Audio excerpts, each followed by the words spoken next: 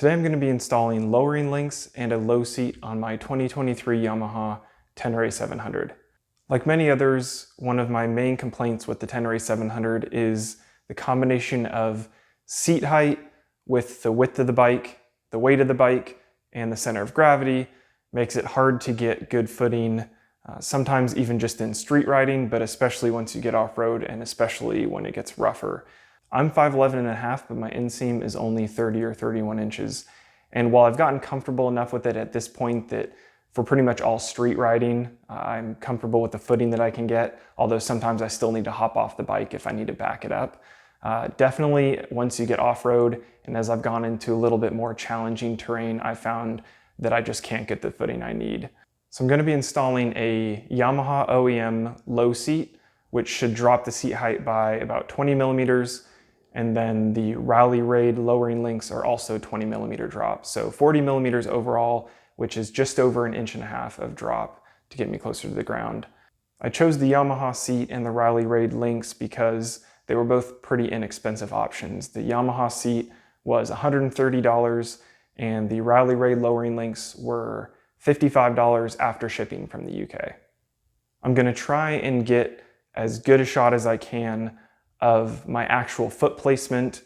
I'll try and do it with my riding boots and then barefoot, just so you can get the best possible view of the actual change with each different configuration. So I'll try and get a shot of just the seat, just the links, and then the seat and the links together, and then of course stock height, to try and give you the best idea of how each of these things will affect your ability to get footing on the ground.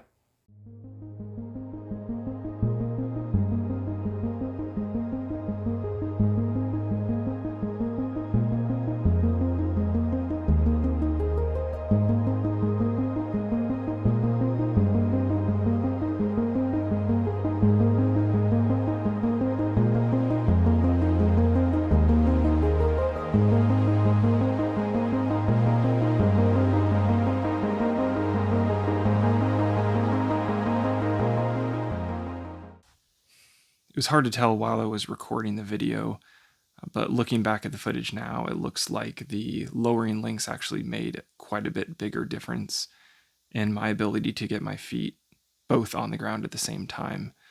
And I think the reason that the seat didn't make as much of a difference, even though it's supposed to be the same amount of drop, is because it can't change the overall width of the bike. So that width is what can make it hard to get both feet down at the same time.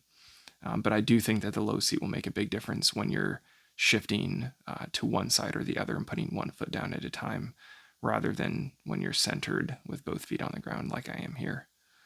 If you look closely, you can also see how the low seat shifts me forward slightly on the bike, which is due to the shape of the padding where they carve it out a little bit more than the stock seat.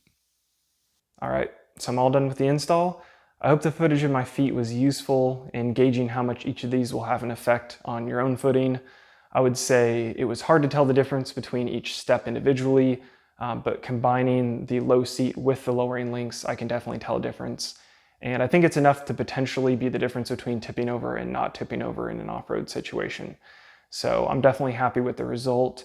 I also did neglect to mention that I dropped the triple clamps down on the fork tubes 10 millimeters, which I know that there's some differences of opinion online how much you should drop those when you lower the bike with lowering links, but I decided to go with the 10 millimeter drop of the triple clamps with the 20 millimeter lowering links.